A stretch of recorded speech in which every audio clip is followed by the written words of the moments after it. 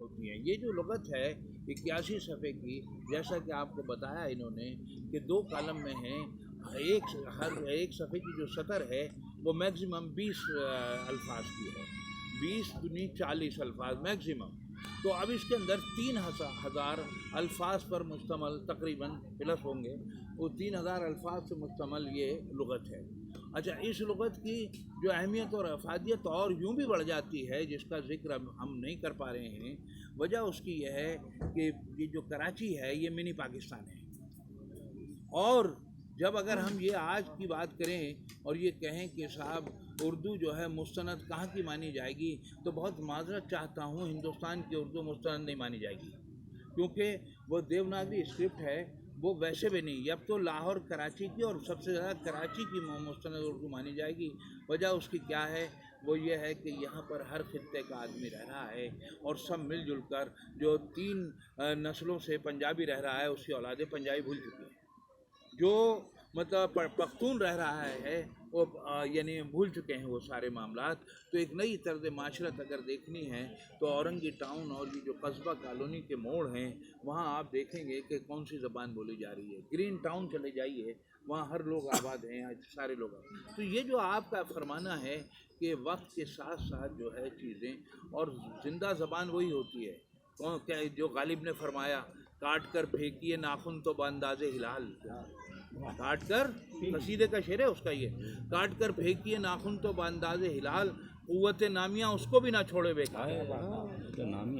تو اب یہ جو زندہ زبانیں جو ہوتی ہیں وہ سب کو ساتھ لے کے چل رہی ہوتی ہیں. اور یہ ایک زبان ایسی ہے کہ جو کہ جب کرم چند موہن گاندھی مکالمہ کرتے ہوئے یہ کہہ رہا ہے مولوی صاحب سے کہ آپ اس کا نام ہندوستانی رکھ لیجئے، ہمیں کوئی اعتراض نہیں ہے. جب ہندوستانی رکھ لیجئے کا مطلب یہ ہوا کہ پورے ہندوستان کی نمائندگی کر رہی ہے، تو گاندھی کہہ رہے ہیں نا بھائی. اور یہ جو آج ہم جس ہوا میں پھنسے ہوئے ہیں، جس فضا میں پھنسے ہوئے ہیں، اور وہ کیا فضا ہے کہ اردو بولنے والے 8% ہیں. اچھا، اور اردو بولنے والے، اور جب ہم ہندی کی وہاں کی بات کرتے ہیں ہندوستان کی، تو نمبر 1 پر جو ہے وہ اردو نما ہندی جو ہے وہ نمبر 1 پر ہے، اور سارے مخالفت کرتے ہیں. ہوتا کیا ہے کہ گورنمنٹ جو ہے اپنے اعداد و شمار بھیجتی ہے UN کی طرف، وہی پلٹ کے بھیج دیتے ہیں آپ کو. تو اب آپ کا کیا معاملہ ہے کہ زبانوں کے حوالے سے اردو کے مقابل سب کو کھڑا کر دیا آپ نے. اچھا، یہ نہیں بھول رہے ہیں آپ کہ کھڑا کرنے سے آپ کمزور ہو رہے ہیں.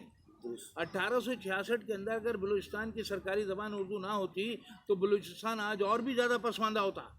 اگر خیرپور کی زبان نہ ہوتی اردو 20ویں صدی کے اوائل میں، تو یعنی وہ ساری خدمات لکھنؤ کے جو لوگ آتے تھے، نسیم امروہی کی خدمات وہاں بہت ہیں، ساری خدمات وہ ہونے کے باوجود بھی اتنا مہذب نہ ہوتا وہ خیرپور جو تھا. اچھا، یہ سارے معاملات اٹھاتے ہوئے ہم جو ہے یہ نصیر ترابی کے اس کتاب پر یوں بھی داد دیں گے کہ نصیر ترابی کو پتہ ہے کہ آج کا جو دور ہے وہ یہ والا چورن نہیں بکتا.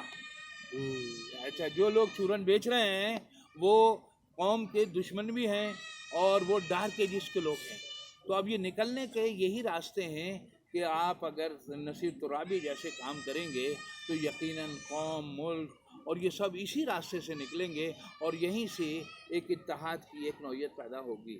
اگر پاکستان پر اتفاق کریں گے، یہ کوئی اردو جو لغت ہے یہ پاکستان سے جڑی ہوئی لغت ہے. تو اب یہ سارے معاملات کرتے ہوئے اور بھائی نصیر نے ماخذات کو ٹچ نہیں کیا ہے. اچھا، اب اس کے اندر ایک اور بات جو پیش رفت ہوئی ہے اس میں کہ لغت جو ہے وہ شاعر بناتے ہیں. آپ نے کہا استعارہ، میں یہ کہتا ہوں کہ علم بیان اگر نکال دیں تو آدمی جو ہے گونگا ہو جائے گا، زبانیں گونگی ہو جائیں گی. علم بیان کون بناتا ہے؟ یعنی تشبیہ، استعارہ، مجاز مرسل اور کنایا، یہ شاعروں سے آتا ہے سارا معاملہ. اور یہ جو صنعتیں ہوتی ہیں، یہ ساری چیزیں، جس معاشرے میں شاعری پڑھنا نہ رہے یا شعری روایتیں کمزور پڑ جائیں تو اس معاشرے میں تلفظات جو ہیں مشکوک ہو جاتے ہیں. تلفظات جو ہیں وہ شاعری کے حوالے سے اعتبار پاتے ہیں اور وہ تسلسل سے چلتے ہیں۔